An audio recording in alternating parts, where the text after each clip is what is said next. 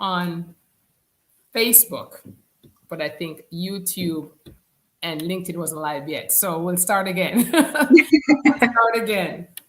Okay, so my technical team is dialing in again. I'll see in a second. We love technology, but it also has its All its the time. thing. Yes, We're all used to the hiccups now for sure. yes. YouTube is up and running now. Just got my technical team to say that. So we're just waiting on LinkedIn, which I see is checked off. But LinkedIn is always the one that's last, I notice. Okay, so we're also live on LinkedIn. So great. So welcome to our first live broadcast from Purpose Center Leadership. If you are viewing, please put your name and your comments, your name in the comment box and what state or country you are dialing in from. Would love to say hello to you. We have two very special guests today that would love for you to hear from as they have some great nuggets to share. So we'll ask them to introduce themselves in a minute, but we just wanted to know if you're viewing, please put your name and what state or country you are viewing from. So Nathaniel and Trina, welcome to our first live. You're our first two guests on our show and well deserving, well deserving.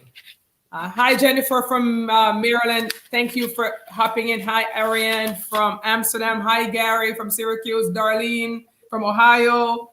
Francine from Houston. Thank you for joining us today. We're so excited for our first broadcast on Purpose Center Leadership, and we're so thankful for your loyalty to our page. Hi, Kimberly from Florida. Hi, Vivian. My name is Sharon Gill, and I'm a co-founder of Purpose Center Leadership. We believe that leadership goes beyond profits, that it should have a higher purpose. We operate from Sharon Gill International. We are consultants in the leadership space.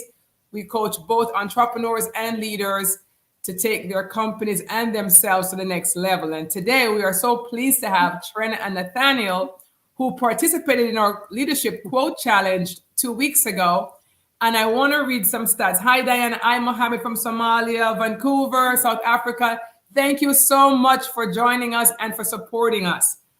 So Trina and Nathaniel were two of the top 10 finalists in our challenge. And I want to read some stats. So Nathaniel's post received 1,152 likes, 61 comments, 29,536 impressions, 243 shares, 1,201 clicks.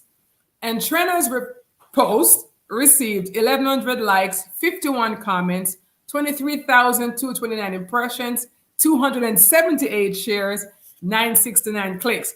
So we couldn't decide who the winner was. So we put a poll on several pages and it came back out equal. So we have decided that there were no clear winners. So they are both tied and they will be receiving a $25 gift card from Amazon within the next 24 to 48 hours. So they could buy more leadership books.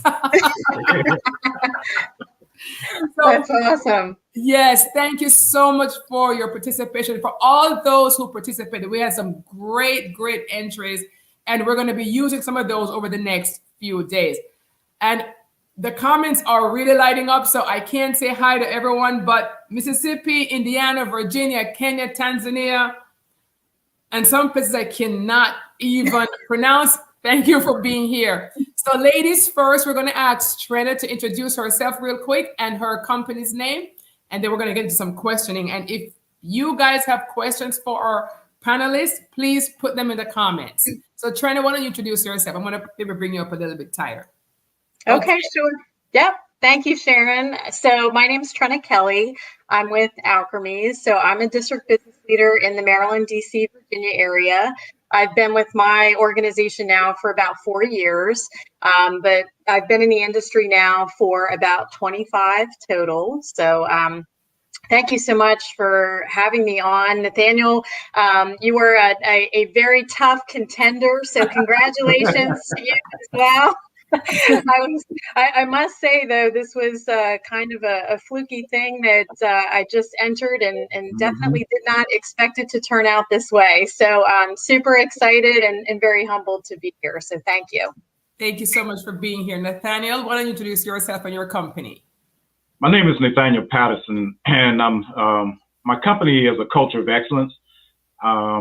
We primarily do ideation, coaching, and training with entrepreneurs and career professionals. And I'm telling you, I visit your site all the time. And I saw the contest and I said, nah, I'm not going to put anything on this. I was reading it. Then I put one on there. Then I put two on there. And then it's like, okay. I really didn't expect it to go this far. Yeah. I'm humbled, though. I'm humbled. And I'm so honored because, I had the thought, I'm like, I'm going to do a quote because I have to come with all these quotes or go and find quotes, right? And I'm like, my brain is like tired. So I'm like, these people are all leadership experts. Let me ask them to give me some ideas. And it pretty much evolved into this awesome, very, very engaging situation. We ended up having over almost 200 entries. Wow. So it was hard to pick 10. Wow. So I stepped back and had other people help me to pick the final 10. And so I tried to be as fair as possible. I had no favorites in the show. I just put the top 10 that I felt would resonate with the audience, and voila, here we are today on our first live, introducing our top 2 people. And I know we have a bunch of people who are dialing in. So for our first question that I have for the panelists, in your opinion, is there a distinction between leaders and managers? And how can we best equip first-time managers? I have my own opinion, but I'm going to let you guys answer. Trina, why don't you go first? Okay, sure. So, yeah, I absolutely believe that there is a difference between managers and leaders. I feel managers to me are very much transactional, very much task oriented, kind of tend to set objectives, kind of follow the status quo, where I look at leaders just kind of the complete opposite. I look at it as more transformational, very people oriented, setting a vision, creating a vision with the people who work with you, and really having the opportunity, I think, to shape the culture, not only of your direct team, but also, rolling up to the entire organization. As far as like first time leaders, what I would say there, as far as equipping them, I think anything that you can do leading up to officially having that role with the true title will really serve somebody well. So the emerging leaders programs, really getting immersed in any kind of, experiential learning. I think all of those types of things are really, really valuable. And then just having really strong mentors, sponsors, anybody who can give you some on-the-job training, even if you're not necessarily in the role, but give you some scenarios to work through and really just help you understand what it's like day to day before you get into it. I think those are the things that are really, really critical for people to feel very successful and walk in. Granted, until you're really in the job, you don't truly know, but the best that you have as far as a background and that experience that you have coming in will help better prepare you for it. Okay. Do you agree or disagree, Nathaniel? What are your thoughts on? I might as well just drink my tea because she said everything. But there is a distinction there. But the primary distinction I see really is companies and the business culture. If you operate in the old environment or the new environment, as I say, I believe really that the manager should be entrepreneur and entrepreneur. And with that in mind, then they're more leaders than production coaches. Right now, the way we have it set up, a lot of the managers and supervisors are production coaches. And the leadership take a long-term objective and strategic end of it. But I think we have to go beyond that because there are so many great ideas sitting on that front end. And because we don't allow that conversation to happen, it gets stuck in that front and never makes its way up to the top, But I think I do agree with her about preparing them, coaching, training, mentorship, sponsorship, and you got to know the difference in each one of those phases, but you've got to involve all that leadership development in there because too many companies take your best worker and your best worker not all the time is not your best manager. There's some selfishness involved in that being the best worker. All right. And we're talking about teams. So yeah. All right, so great. So here's where I come down on this topic, right, of managers and leaders. I'm a little bit more with Nathaniel on this one, and I'll tell you why. Having been in business myself for 30 something years, right? Dating myself, I know, but I we you know the old model of managers versus leaders, transactional is true. That is true, Trina, but it shouldn't be because it's not effective. And Clifton wrote a book entitled "It's the Managers." People are leaving companies because it's the managers' fault. Because managers are put in positions of leadership without the leadership training. So we have managers managing people, but they're really leading people, or they're supposed to be, but they're in a rut or in a particular paradigm or in a particular box that says we do things, we lead processes and not people. And then people end up leaving the company because the managers were not trained to be leaders. And I think we should toss that model and train managers to be leaders. And like you guys said, get them the sponsorships and the coachings and all of that stuff. And I think would have workplaces that are actually more effective than the model of, let's say, 100 years ago, or even 50 years ago, where we have managers versus leaders. We should have leaders in organizations, even at the manager level. So that's my take on it, and I'm standing really firm on that because I have done it the other way, and it does not work. They need to be leaders. And I think one of you said we sometimes promote managers prematurely. Earlier on in my career, I did that all the time. I took a good employee who was good and made them a manager without the equipping because I thought they would make a great manager. Then they couldn't lead anything. They couldn't lead people. They couldn't manage people. Total disservice. So I believe managers should have more leadership training. That's my story. I'm sticking to it. Thank you guys so much for your input. So my second question for you guys, what are some, because I've been asked this question from the audience. What are some effective strategies companies can implement to maintain a vibrant team culture in a remote environment? And this time I'll go with you first, Nathaniel, since we had trying to start first. Well, I changed that. I really think that when we start talking about strategies, we get too much convoluted there. This is a people issue, people treating people fair.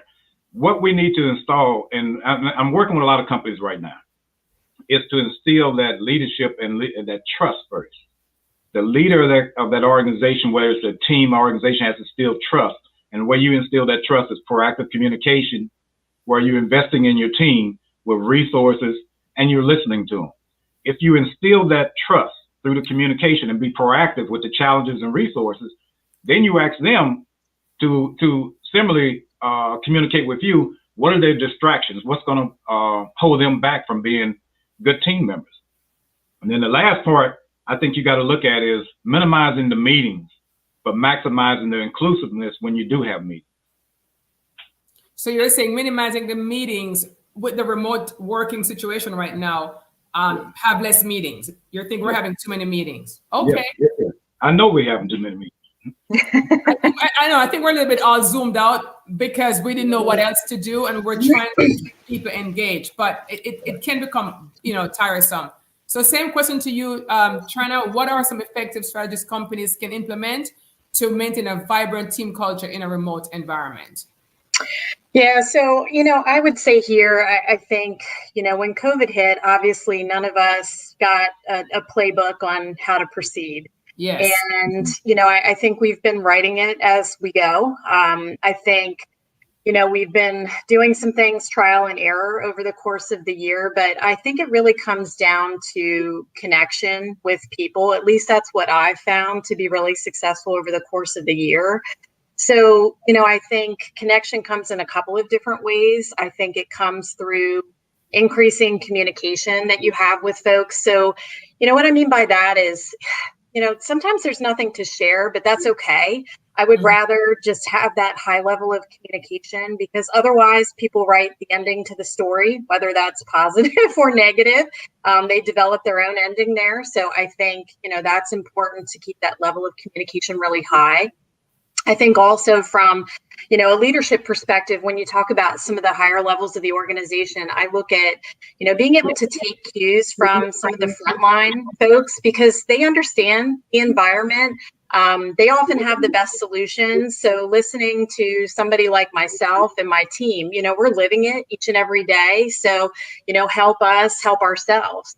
I think another thing too is really just being able to point out sometimes the little things, the little successes, I think are really important. Sometimes, I think just a year ago, these might have been minor things that we would not have even looked at twice.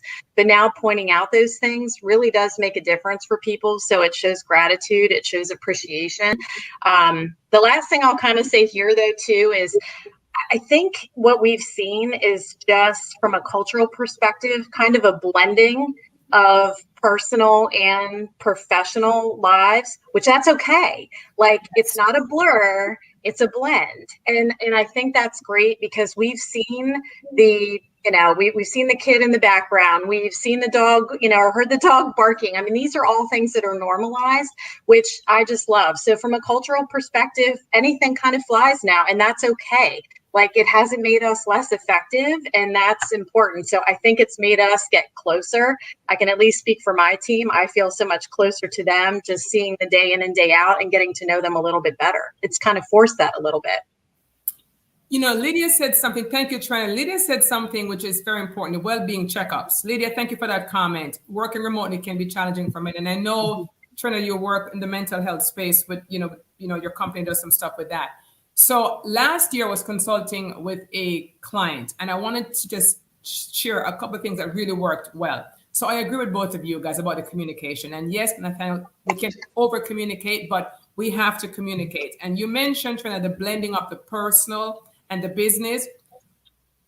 I think it's so important for that well-being checkup because there were moms who had kids at home. There were people who were having real separation anxiety, real anxiety issues. I saw that. I had a front row seat to some of that last year as I was working with companies remotely. One of the things I remember one particular company did, they had a wind down Wednesday, right? Now, it was after 5, so you could bring your beverage of choice for coffee, tea, whatever your choice is, right? But what it did, I happened to attend a few of those wind down Wednesdays, and it was like putting work aside and just being people. And I think it's important that we as leaders recognize that it's not business as usual anymore, and it may never get back to that. Even with our vaccines, there's probably going to be some type of a hybrid, right? And so it is important to go a little bit beyond the status quo, a little bit beyond the formality, and recognize that people are having experiences that are new to them. They're juggling. And I think it's because we as leaders are juggling as well.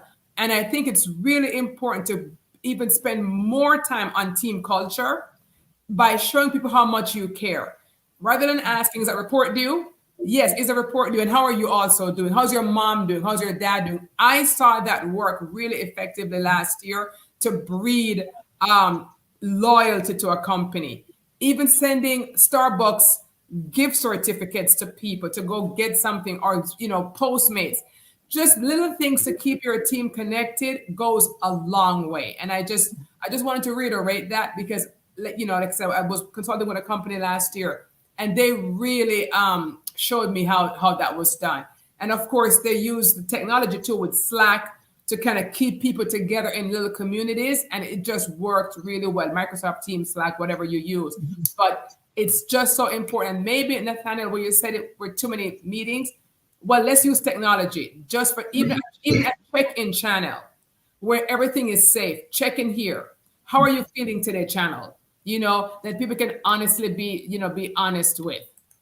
All right. So my third question is, what is the most effective leadership strategy you have used to get the best result from your team? I will start with Trina first. Your most effective leadership strategy that you've used to get the best result from your team. Yeah, so here I would say, as I thought about this, I thought about the course of 2020, and I had a team that won our top award. So I tried to really think back, what did we do? What was the difference? What strategies did we implement to get to that point? And I think it really came down to creating a shared vision.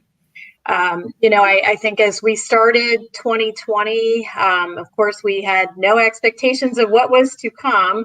But I think it was really settling down and developing a goal, setting a strategy, but also getting their involvement in that strategy. They were part of the decision making, getting them to see it and believe it and understand which part they play. That was really the critical piece, I think, for me. And then it comes down to accountability and just measuring progress. So I think, all of those things for me, just with shared vision as a whole, I look at it as, building trust. It promotes engagement. It shows the level of support that I'm willing to give. And then, hopefully I think it's inspiring and it's motivating. We're all going towards something together. And, I think for us to be able to pull that through to the end just speaks volumes of what we put into it. So yeah, for me, I'm going to make it as simplistic as that shared vision. Well, okay. So could you instruct then a new leader, right? How could they communicate a shared vision? Who comes up with the vision? Is it you? Is it the team? And how does that work? And then I'll get to Nathaniel after. But when you said a shared vision and getting people to buy in, because that worked very well for your team won an award. So how did you implement that? How did you do that? So I think it started in January. I mean, obviously, we're in an industry where we're given particular goals that we have to achieve. So that's pretty black and white as far as what needs to be accomplished. So, I think looking at the momentum that we had coming off 2019, I basically laid out for the team what we had in front of us, what our abilities could be. And so I think one of the major things that we did, and this sounds super simplistic too, but one of the biggest things that we did is we created a name that we had for our text stream. We called ourselves #PC2020. And that was really just the definition of who we wanted to be, who we felt we could be. And that helped us kind of stay really consistent in how we wanted to move forward. So, I think it was definitely a team play. I wouldn't get an award without the team component by any means. So I think just, me being able to kind of lay out what's possible, then being able to see it and believe it, and then just go out and do it and execute. I think, again, super simplistic, but that's the way we did it. We saw it and we believed it. I think that's such a great idea. It's almost like your division was you've heard entrepreneurship, right? So that the company had the overall strategy or the overall mission, vision, whatever, and you came up with your own sub vision that feeds off the company's vision. I like the fact that you guys came up with a name. It's almost like you were your own internal brand. Entrepreneurship and you being a mini CEO within your organization. So I really like that. So thanks for sharing that. Sure. Daniel. Well, my default strategy automatically is transformational. I challenge people to be excellence, basically the best they can be. So what I'm doing really, and I kind of cultivated this over the years. I've served on 30 boards and probably had up to 600 employees reporting to me, but I also had 4 small businesses. So what I do is take the objectives. And from the objectives, we're going to work this thing out. We're going to look at it as a team and see how we can implement this. What are the resources? I'm going to put you in charge of things. I'm going to make you accountable. I'm also going to listen to you for ideas, because maybe we need to tweak this a little bit, and I need to get back up top and tell them, hey, this is what we found. I don't believe in anything that should be in a sacred cow. So I'm going to challenge my team to take this plan apart that leadership has put together and then put it back together so we can make it happen. But I'm also going to sit back and see how you're going to work it. So I really believe in challenging people to be the best they can be, and I get out of the way. I make sure you have your resources. I make sure you have the training and coaching, but I'm going to get out of the way. Awesome. So both of you describe, the type of leadership I love, participatory, right? So you get your people involved, right? You guys talk about shared vision. You guys talk about going back to your team, because we know as leaders, if we don't have buy-in, it's not going to happen, right?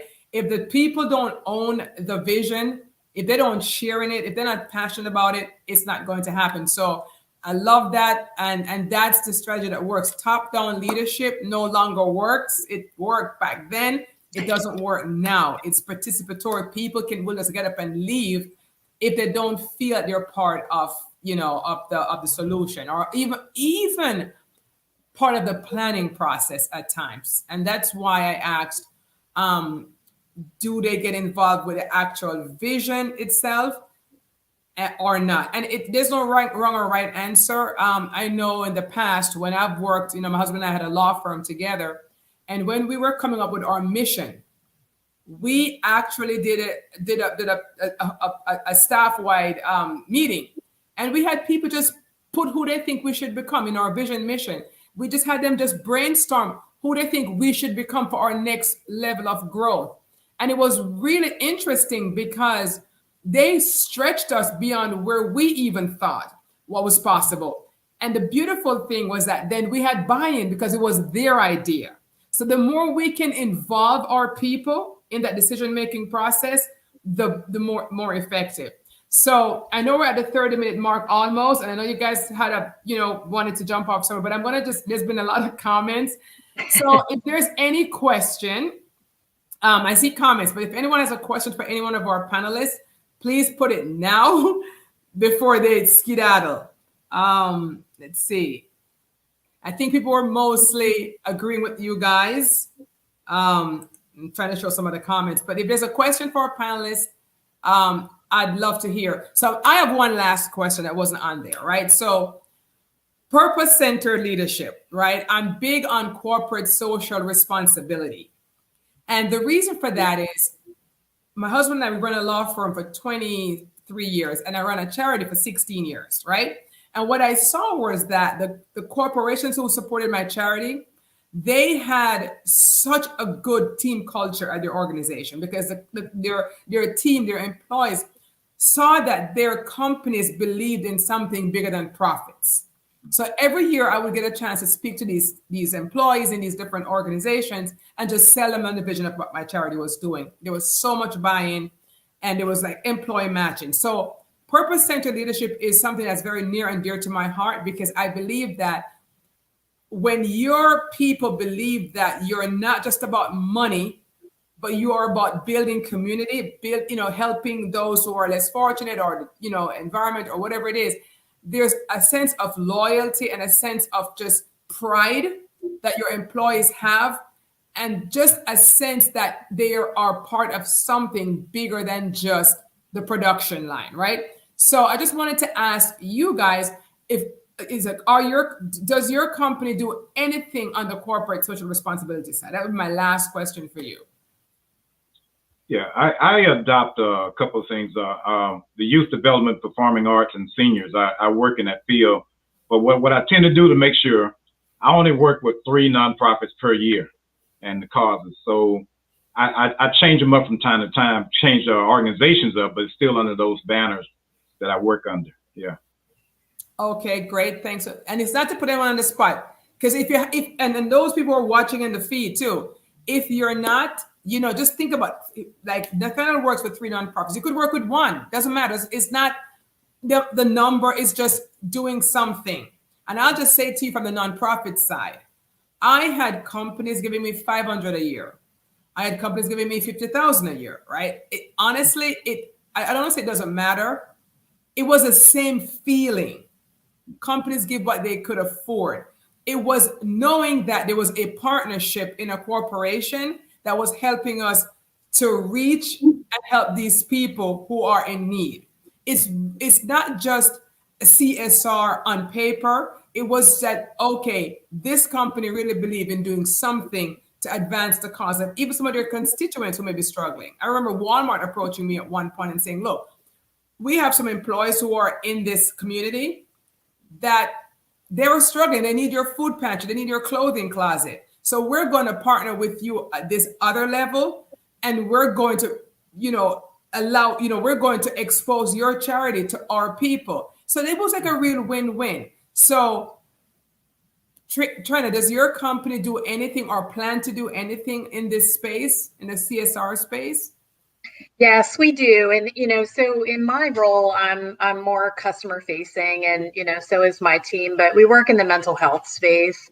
So, I would say every single person who works here for, the patients in that environment, they're very passionate about helping those. So yes, we do things on a larger scale organizationally that does help to impact, those folks as well as just people within the industry as well.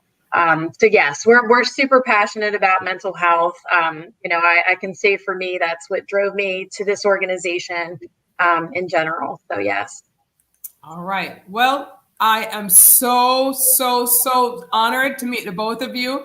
Thank you again. Your posts, your quotes, and just the engagement was a real blessing to us and to our audience. And I wish you both great success in the future, in your business growth, in your department growth. Thank you so much for being awesome guests. And I thank the audience there. I mean, just a very lively discussion. I'll comment afterwards, but it was just wonderful having our audience here with us.